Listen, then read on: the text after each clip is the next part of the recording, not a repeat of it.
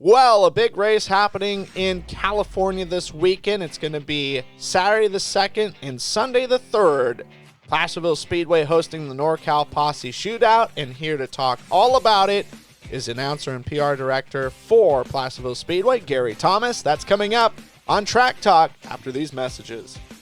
Dave's Home Supply specializes in cabinets, flooring, and countertops. Visit their website at daveshomesupply.com to look at products, services, financing, and even a free estimate. Are you looking for bookkeeping, payroll, or income tax services? Then check out the folks at For You Simple Bookkeeping. They are a licensed tax preparer throughout the entire United States. For more information, click on the link in the description. This broadcast is brought to you by Meat Freaks Jerky Club. Get the best jerky the world has to offer straight to your door by visiting meatfreaksjerkyclub.com. Pick your box and plan, tell them where to ship, and receive and enjoy. Log on to meatfreaksjerky.com and use promo code SPEED. He's joining us. It's been a while, but it's great to have Gary Thomas with us on Track Talk. And Gary, Labor Day weekend coming up, Placerville Speedway, the NorCal Posse Shootout. It returns to Placerville Speedway. It should be a very fantastic weekend of racing at Little Knoxville on the Hill. Yeah, this is an event that we've tried to build up the last few years, and the winged racing has been excellent the last month or so at Placerville. So, we're hoping for a good car count of wing sprint cars and non-wing sprint cars, and this year it looks like the weather is going to cooperate. I think it showed about 70 degrees or so when I looked earlier today. So, there's no excuse for people not to get out there and fill them grandstands. No doubt, and it. Yeah, you touched on it. The weekly racing for the Wing 360s has been phenomenal. Coming off of a big weekend, Michael Facino winning the championship, which was a pretty big deal for the Friends and Family racing team, and an opportunity for those guys to cash in on a big win to close the year out. Yeah, Michael alluded to the fact in the interview that they didn't get a chance to win a race this year. Winning the championship was consistency, but if you want to win a main event, it's going to be this weekend with $3,000 to win on Saturday night and then $5,000 to win on Sunday. So there's a lot of money up for grabs, and it's like we'd like to talk about earlier. It's a race that we really want to build, and we want to keep seeing it grow, exponentially over the next few years. So history of this event started in 2017, and from what you can recall and remember, what was that process like? Whose idea to put it together, and why call it the NorCal Posse Shootout? Yeah, that it's actually really interesting you bring that up because my last year working with the NARC series was 2016, and that year they were actually supposed to race this NorCal Posse Shootout, and there was an issue with weather. I think it was 2 different weekends they tried to do it on. It both rained out. So the first official one was in 17 when my first year working at Placerville. So it was basically came about, they want to have a 2-day show at Placerville. Some of the other tracks, Chico and Hanford and obviously Tulare with the Trophy Cup, have all these marquee multi-day shows. So Scott Russell, Camiaro wanted to bring something like that to Placerville. And like I said, they tried in 2016, but weather just didn't work out. So the following year in 2017 was the first shootout, and actually it was a 3-night show that year, with Thursday being a non-wing showcase and then Friday, Saturday with the wing sprint cars. But it's kind of bounced around different dates and everything. Nothing has really stuck. So a couple years ago, of course, with Calistoga kind of going by the wayside, at least for now, on Labor Day, they were able to get the weekend at the fairgrounds in Placerville to take that date. So last year, for the first time, we had it on Labor Day, and this will be our second time on this weekend. So hopefully the fans can support it. Well, last year, Tanner Carrick getting the win. Carrick already a winner at Placerville in regular season local competition this year. And I was rewatching that race. I was telling you about it off the air before we got started, but it was a really good race because Tanner Carrick kind of dominated, and then Justin Sanders in the 4SA just creeped in the picture and almost stole it from him, like literally on the last corner of the last lap. Yeah, this event, for whatever reason, every single season it's brought some exciting thrills to Old Hangtown, so to speak. I don't know what it is about the second day of a 2-day show. It just seems like the way that Scott's able to put the track in, it seems like it just makes for incredible racing. So last year was a good one. I mean, she got a little bit dusty, but sometimes they have really, really good racing in Placerville. You got to have a little dust in the air. So yeah, it was good, and I'm expecting more of the same this weekend. And it's been held every year since 2017, except for 2021, and that was a crispy season, and they had to use that as the Cal Fire GHQ. Yeah, it's actually, you brought that up off the air too, and I was like, did we not run a race that year? I'm like, oh, that's right. So yeah, we I think we lost the Outlaws, we lost the Posse Shootout, and our last point show that year with the fires and everything, which, knock on wood, will not be an issue coming up. So we obviously had the cooler weather down here the last few weeks or so, and we had a little bit of rain. So, I mean, obviously with everything that's happened the last few years, the fires and stuff, we hope that doesn't come to fruition this year, because we're looking for a great shootout and also a great World of Outlaws event here in 2 weeks. Well, and I was looking at the list, and I believe this is accurate. Cory Eliason, the inaugural winner. Sean Becker, 2018. Rico Abreu, 2019. And Shane Golobic winning in 2020.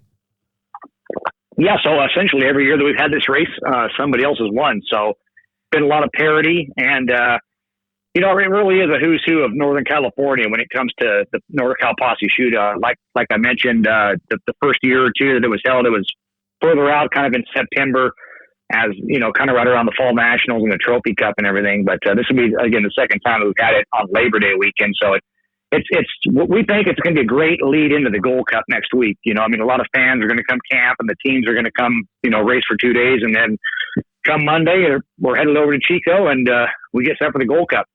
Well, and it's another cool deal, with Scott and Cammie, what they've done with Placerville. Of all these events that are congregated at Placerville, you've got the Mark Forney Classic, the tribute to Al Hines, the Dave Bradway Jr. Memorial, and now add to it the NorCal Posse Shootout.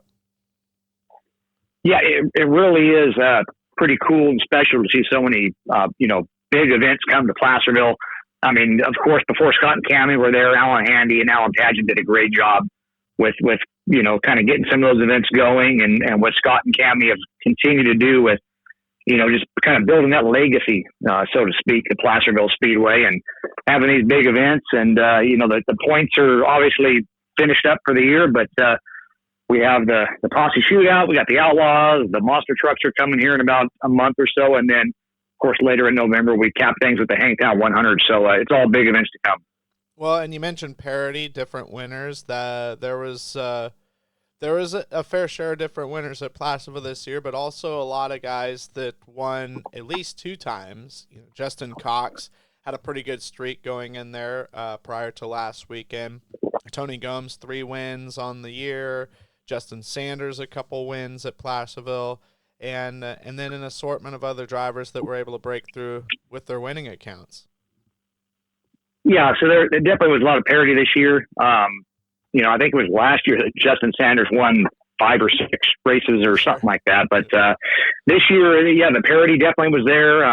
Some of the guys didn't run all season long, so it kind of opened the door for a few different, racers to get a win. And, it's pretty amazing to think that Shane Golobic got his first win of the season at Placerville last Saturday. He's been a guy the last 10, 12 years that's been a regular, visitor to Victory Lane at Placerville. But, he didn't run a lot this year, but now obviously with some of these big shows coming up, he'll be there this weekend. He'll be there for the Outlaws. And it's really anybody's game this weekend. Like I said, there's been a lot of parity, and it's going to be fun to see who can walk away with the big money.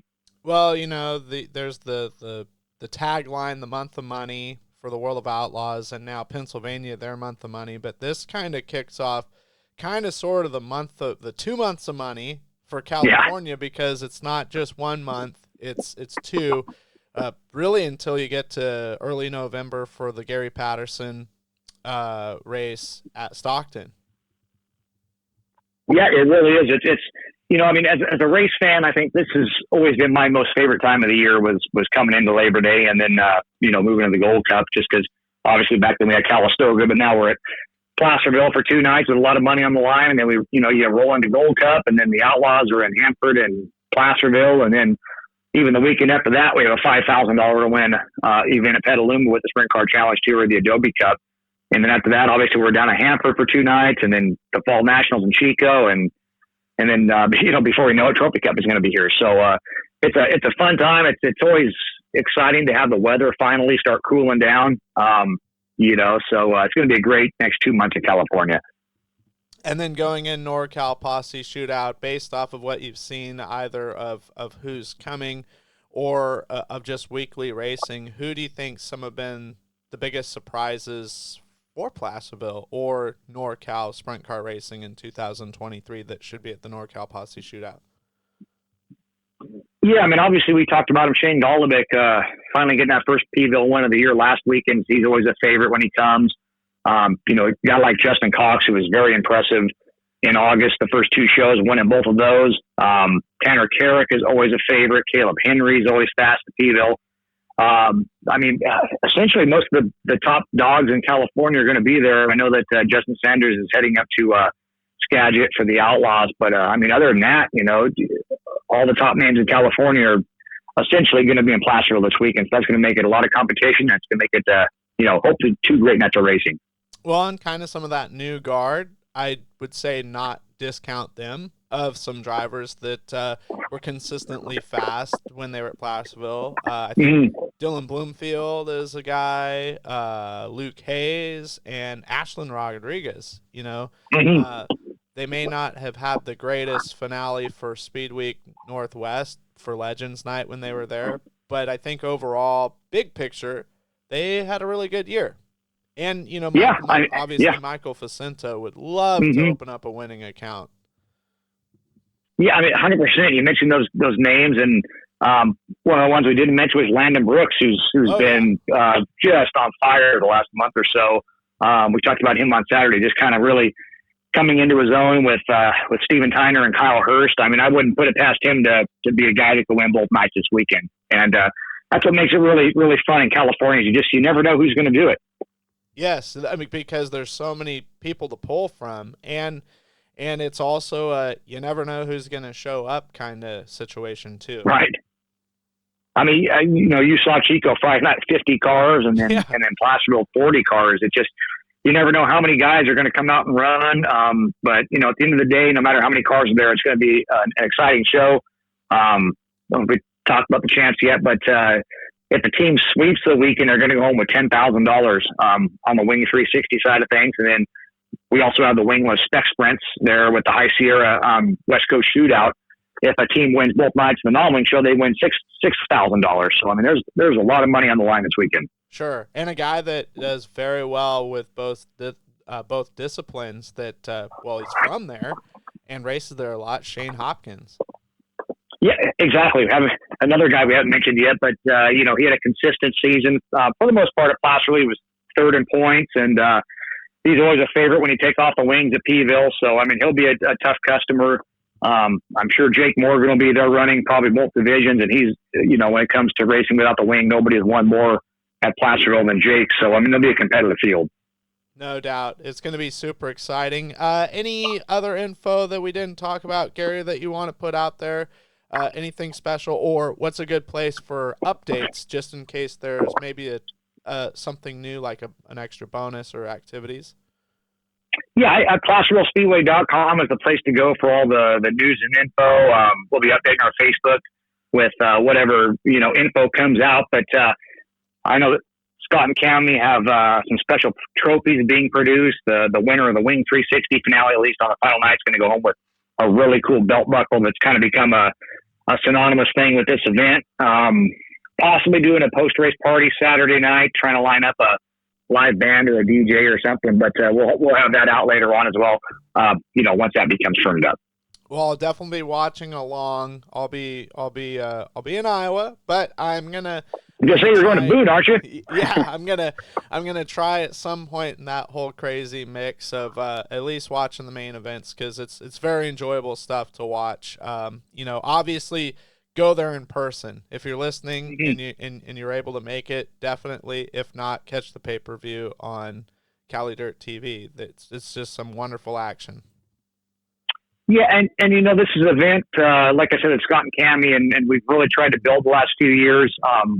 Last year, I mean, the weather was a little bit warm. The crowd support was not what we hoped for. So, I mean, if events like this are going to continue on, they have to have the crowd support in the grandstands, bar none. Doesn't matter what we do with the live stream. If we have another year where there's not a lot of people in the stands, and who knows, what will come in 2024. So, if you're a fan watching and you can make it out there, please join us in the grandstand. It's going to be a fun time. Well, yeah, exactly. We want to see another crowd like that was there for Legends Night for the spring finale. Holy cow, it was wonderful to see.